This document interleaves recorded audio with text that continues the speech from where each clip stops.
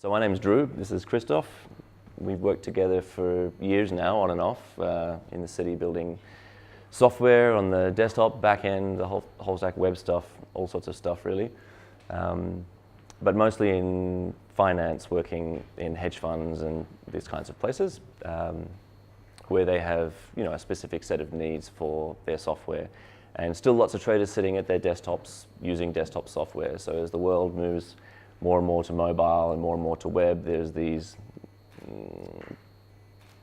niche of users who are still very much on the desktop getting work done in these workstations. And so that's sort of background we've been targeting in our work. I would say that no sane company really wants to make their own software. It's incredibly expensive, it's incredibly risky, and it just doesn't make good sense to make your own software if you can buy it. But as soon as a company decides that they actually need to make it, they really have to make everything from like the ground up. And we've seen some of the stuff that needs to go on the server side infrastructurally. And there's a tendency towards more automation in that space. Saw the serverless sticker earlier. That's like taking it to quite an extreme. If you can get away with that level of statelessness, you can have a great deal of productivity. And there's been a lot of innovation in the web, a lot of innovation in mobile, as I said. It really hasn't hit the desktop. And so in our work, we've realized that there's an opportunity to take some of that repeating, like repetitive problems that we've solved over and over that aren't really proprietary to any one company. Like, it's not their secret sauce. They don't really care. And if they could get away with not building that themselves, then they would. And so we thought we'd try and make a product out of that, and that's what we've done. And we'd like to share it with you. So again, imagine you're on this trading floor, you've got people with lots of stuff spread out over lots of monitors, lots of information coming in. The decisions need to be made quite quickly and actions need to be carried out. These users, they don't have a lot of appetite for problems. When stuff goes wrong, there's a lot of screaming, there's a lot of finger pointing, and basically there's a lot of paranoia in these environments about any kinds of problems. So we heard earlier rather about monolithic applications. This is very much the case for companies who make their own software. They'd be well-intentioned, they start with a small, simple application, but it just accretes features over time. People build their careers on these platforms, they grow and they grow and they grow until they get to a point where no one can really change them anymore, and they just languish as these legacy monolithic behemoths.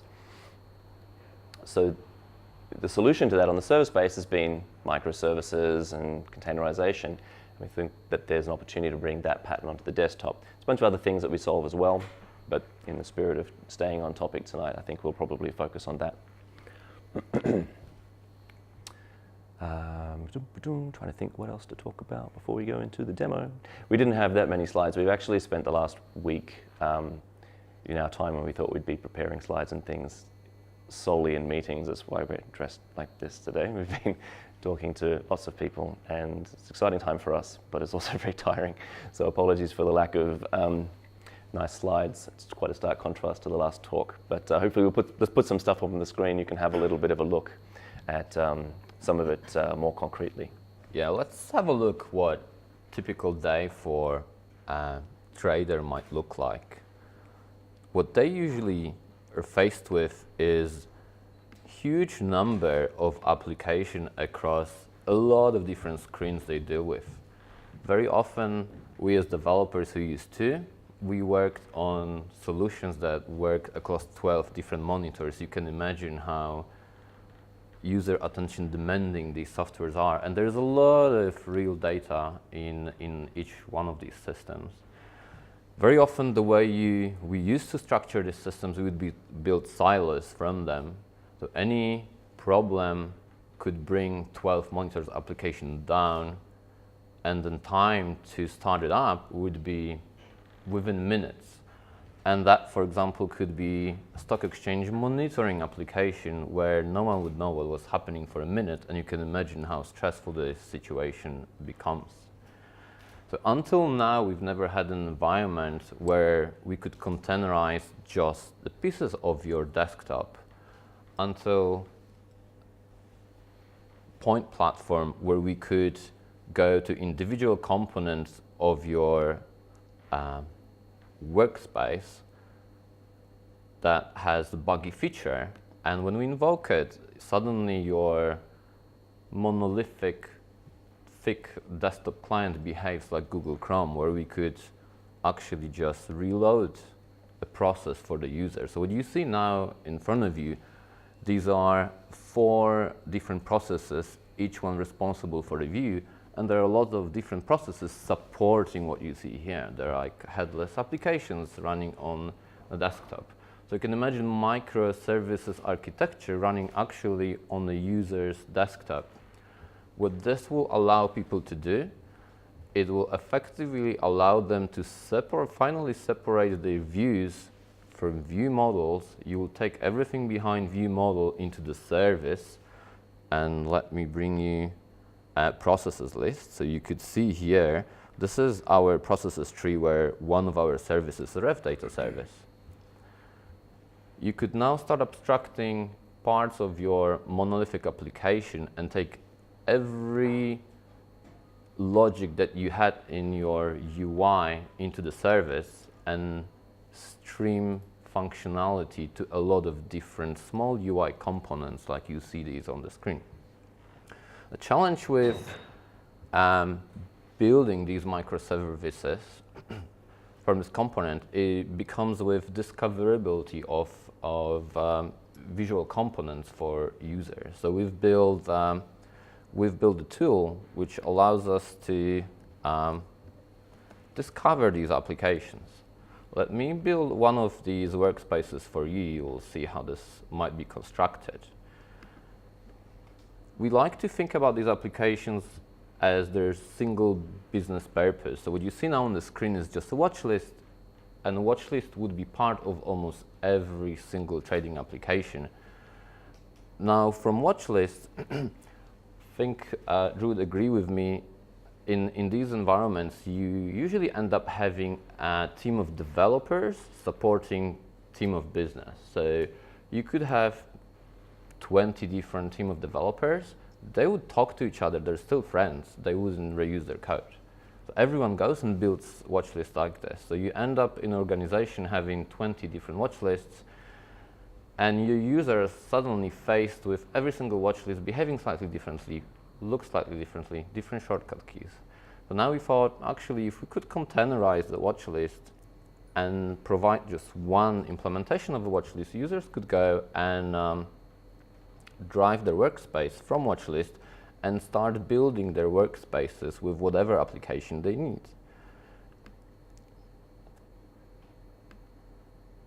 Now what's happening is we run a separate process, we docked into the same window, and it will be the same situation with containerization or microservices. You need to make them talk to each other, otherwise microservices wouldn't be that useful if you cannot combine everything they provide. So we have a way of following selection from one application to the other. Let me open another application. Very often in these apps, there would be different things you want to correlate your data on. Well, let me build this up for you a little bit more. It's a bit difficult without the mouse, but it's okay. Manage. Let's say, for example, trader, the way they operate, they would very often like to compare time periods for different symbols they trade with. So, for example, they want one of their pricing chart to follow the selection on one of their screens, but the other chart might be just a constant selection of something they want to compare with. So suddenly you have a problem with how do you compare these two time ranges? How do you link them between these price charts? So we came up with a concept of switchboard where you can turn around your application and start linking different micro services UI by whatever you want. This is all customizable. You can add whatever data you want. So suddenly you don't have just one channel, but you could just say, yeah, I'm going to bind one app with the other app based on whatever I need. So now I have my right-hand side chart following my selection, but I could now go here and follow date ranges between these two price charts. What happens with ecosystems like this is you end up building just a piece of your final delivery and you could reuse it. You can imagine in, let's say, bank will trade very different financial instruments and they will have team responsible for those financial instruments. So suddenly you can go to different teams and say, you know what, I would like to reuse components that we have in different workspace. So you can now see we've got the same watch list, we've got the price chart, but now it's combined with our trade entry and our order list. Same way, we could go and give support team ability to discover any problems. So now we suddenly created an environment where business doesn't need to invest a lot of money in building monolithic applications, but they could just start building smaller apps, combine them together, and decommissioning slowly app by app, rather than investing a lot of money in decommissioning and rewriting their systems from scratch. What I haven't told you yet is every time I've shown you a workspace, what you saw was a combination of technologies, and we've got one demo here. Now what you see on the screen is something that everyone in the room would consider as legacy, WinForms, which probably vast majority of banking systems still runs on. And we've got our favorite choice, HTML5 these days. So in HTML5, you can go and start doing whatever you do while developing your HTML applications. You could break to your code, continue. But yeah, with WinForms, we could suddenly, what we could offer with the solution is people could suddenly, from different teams, use different technologies and develop the same applications, which wasn't possible before. Every project that we worked on would be tied with the technology. So if we work on WinForms, we would never be allowed to move on very quickly. And as you can imagine, these banks don't want to move very fast. But with this architecture, we could allow them to try any web technology they like. Think these people are very careful with going web, because what they see is in the web a lot of different frameworks, everyone wants to do different things, and everything changes. Like what was trendy a week ago is not trendy anymore. Desktop, I think, stayed kind of conservative in that space. 15 years, really changed. Yeah. One additional feature that I could show you is ability for these big organizations to operate like startup. Let me maybe paint a picture of what the deployment looks like for these people. They would usually take a team of people between Friday and Sunday. There would be 10 to 15 people on call, everyone with their laptops, everyone involved. So you can imagine how costly deployment of systems like this is. And also the testing process they have to go through before they move this into production has to be quite long and thorough.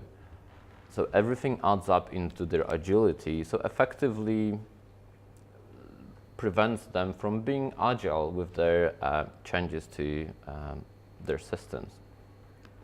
What we allow with containerization is to be able to not only deploy almost immediately, but also deploy just parts of your applications. We are, what you see here on the left is, still on time, is the UI of our repository. So if I now move a version of a price chart application and commit that change, every user on the trading floor would get a notification there is a newer version of application. Once they okayed it, we now downloaded binaries, swapped it, replaced it, and now you're running the latest version. Same as, let's say for whatever reason, when there was a financial crisis and the Lehman Brothers crashed, we had to change store procs to remove Lehman Brothers hard-coded strings. And what these people would like to do, they would like to be able to just one click and say everyone who was using this application cannot use it anymore. And that didn't happen overnight, like Lehman's collapse. So what we now could do, we could also say, no, we're going to revoke access to these apps. Or the same way we could say, you know what, nah, we've changed our minds, we will roll them out, and all this happens for users seamlessly without them seeing any interruption throughout their trading days. I think that's everything from the demo we have. I'm happy to take questions. I know that's probably a technology that maybe a lot of you haven't used. Desktop is not so trendy and fun, but I think we delivering this technology and talking to our users have this unique ability of, you know, like, what do you want? I can give it to you in 5 minutes. And seeing them bringing a lot of value and making money on them, it's quite fascinating.